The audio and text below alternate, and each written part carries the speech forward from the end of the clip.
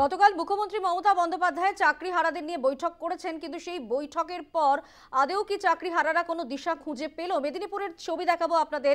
সেখানে দেখা যাচ্ছে চাকরিহারাদের বিক্ষোভ, ডিআই অফিসে তালা মেরে বিক্ষোভ, কলেজ মাঠ থেকে গান্ধী স্ট্যাচু পর্যন্ত মিছিল। ঠিক কি ছবি উঠে আসছে আমরা জানবো। আমাদের সঙ্গে সরাসরি রয়েছেন আমাদের প্রতিনিধি সুদীপ নন্দী। সুদীপ, আমরা দেখতে পাচ্ছি জেলা শাসকের দফতরের সামনে অবরোধ, বিক্ষোভ চলছে।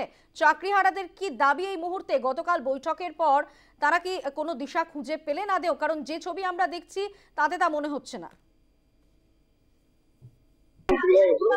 দেখো, একেবারেই যেটা হচ্ছে ব্যাপার, গতকাল মুখ্যমন্ত্রীর সাথে বৈঠকের পরে কিন্তু আজকে যে চাকরিহারা শিক্ষক শিক্ষিকারা রয়েছেন তারা কিন্তু আজকে মেদিনীপুর কলেজ মাঠে জড়ো হয়েছিলেন এবং আলোচনার পরে কিন্তু তারা আবার বিক্ষোভে নামেন এবং গান্ধী মোড়ে যারা পথ অবরোধ করেন, এরপরে জেলা শাসকের কার্যালয়, তারপরে কিন্তু দেখা যায় যে ডিআই অফিসের সামনে এসে কিন্তু ডিআই অফিসের গেটে তালা লাগিয়ে বিক্ষোভ দেখান। একটাই দাবি যে যোগ্য অযোগ্য বাছাই করার দায়িত্ব কিন্তু মুখ্যমন্ত্রী। সেই জায়গায় কিন্তু মুখ্যমন্ত্রী যে আশ্বাস দিয়েছেন যে ভলেন্টিয়ার শিক্ষক, তাতে তারা একবারে রাজি নন এবং সেই কারণেই কিন্তু তারা এই বিক্ষোভের পথ বেছে নেন এবং তারা বিক্ষোভ দেখান যে যতক্ষণ না মুখ্যমন্ত্রীর তরফ থেকে এই যোগ্য যে বাছাই তার লিস্ট যতক্ষণ মুখ্যমন্ত্রী প্রকাশ করছে বা পুরো প্রকাশ করছে ততক্ষণ কিন্তু তারা এই বিক্ষোভ দেখাবেন এবং সেই দাবিতেই কিন্তু তারা আজকে ডিআই অফিস তালা লাগিয়ে কিন্তু বিক্ষোভ দেখাচ্ছেন। এখনো পর্যন্ত সেই বিক্ষোভ অবস্থান চলছে তাদের। ধন্যবাদ সুদীপ। আমরা কথা বলছিলাম আমাদের প্রতিনিধি সুদীপ নন্দীর সঙ্গে। মেদিনীপুরে চাকরিহারাদের বিক্ষোভ, ডিআই অফিসে তালা মেরে বিক্ষোভ, কলেজ মাঠ থেকে গান্ধী স্ট্যাচু পর্যন্ত মিছিল করছে চাকরিহারারা। জেলা শাসকের দফতরের সামনে অবরোধ, রাস্তায় টায়ার জ্বালিয়ে বিক্ষোভ। কি বলছেন শিক্ষকরা শোনাবো আপনাদের।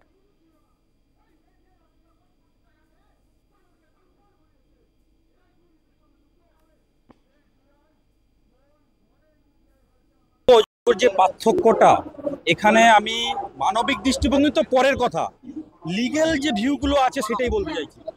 প্রথম কথা হচ্ছে যে সাবমিশনগুলো হয়েছে, সেই সাবমিশনে অনেক পরে যাই হোক করে মোটামুটি অযোগ্যদের একটা ব্যাপার বলা হয়েছে, বাকিদের বলাই হয়নি যে ওটা যোগ্য বলে। আমরা বলছি আমরা এটা বলতে পারছি না ওখানে যোগ্য অযোগ্য মিশে আছে নাকি। ক্লিয়ার ব্যাপারটা বোঝা গেছে? তাহলে এখন উপায় কি?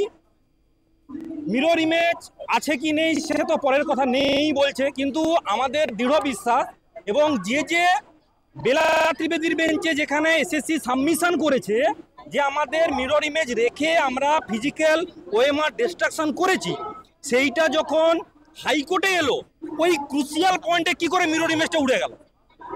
এটা তো ক্রুশিয়াল পয়েন্ট, এক নম্বর কথা। দু নম্বর কথা, তা বাদেও এখন একটা উপায় আছে। সিবিআই যে ডেটাটা উদ্ধার করেছে ওই data total group C, group D, এটা হচ্ছে আরএলএসটি, 9, 10, 11, 12 এসএলএসটি, এই টোটাল 22 লক্ষ ওএমআর কে প্রকাশ করে দিক।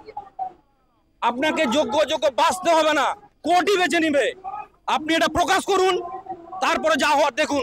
আমরা ফিরতে পারি কি পারি না, আমরা যোগ্য বলছি, আমাদের যোগ্যতা প্রমাণ করার দায়িত্ব আপনার, আমার নয়। কারণ আমি পরীক্ষা দিয়েছি, কোশ্চেনও করিনি, খাতাও দেখিনি। আমরা বলেছিলাম যে বাংলা আজকে দিদির হতে পারে, আজ বাংলা মুখ্যমন্ত্রী মমতা ব্যানার্জির হতে পারে, কিন্তু এই বাংলা কিন্তু মুখ্যমন্ত্রী গড়েননি।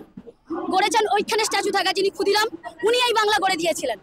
এই বাংলায় দাঁড়িয়ে এর আগেও আমরা বলেছিলাম 7 এপ্রিলের আগে যে দিদি হচ্ছে ললিপপ ধরানোর একটা জাস্ট বাহানা খুঁজছেন, গায়ে মাথায় হাত বুলিয়ে কোনো রকম ভাবে আমাদের আন্দোলনকে দমানোর চেষ্টা করেছিলেন। তো সেটাই উনি করলেন। উনি কাল একটা কথা বললেন যে আপনারা সবাই স্কুলে যান। কে আপনাদের আটকেছে? আমি লেটার দিয়ে আটকেছি? আরে আমরা যাচ্ছি না কেন? কারণ সুপ্রিম কোর্ট আমাদেরকে মানা করেছে, তাই যে আপনারা অযোগ্য। আমরা যোগ্য কি অযোগ্য সেটা প্রুভ করতে পারবে একমাত্র দিদি। আপনার কাছে সমস্ত ইনফরমেশন আছে। আপনি এর আগে ডিআই দ্বারা আমাদের স্কুলগুলো নিয়ন্ত্রিত হয়, ডিআইকে আপনি চিঠি করুন, যে সমস্ত হেড অফ দ্য ইনস্টিটিউশনকে চিঠি করুন, এই স্কুলে এরা এই টিচার হচ্ছে যোগ্য, ওনাদেরকে আপনারা পুনর্বহাল করুন, তাহলে এই সমস্যা ক্লিয়ার হয়ে গেল। স্কুল যেতে বলেছেন, কিভাবে বলেছেন? ভলেন্টিয়ার হিসাবে। আমরা কি ভলেন্টিয়ার চাকরি করতাম না তো? আমরা সুপ্রিম কোর্টের অর্ডার জলজান্ত দেখতে পাচ্ছি। উনি বলছেন ভলেন্টিয়ার সার্ভিস করতে পারেন, কিন্তু উনি যে আশ্বাস দিয়েছেন সেই আশ্বাস আমরা সেদিনকেই সত্যি মানব যেদিনকে আমরা পুনর্বহাল থাকতে পারবো, সসম্মানে যেদিনকে আমরা আমাদের স্কুলে ফিরে আসতে পারবো। এরকম মাথা নিচু করে ভলেন্টিয়ার হিসাবে নয়।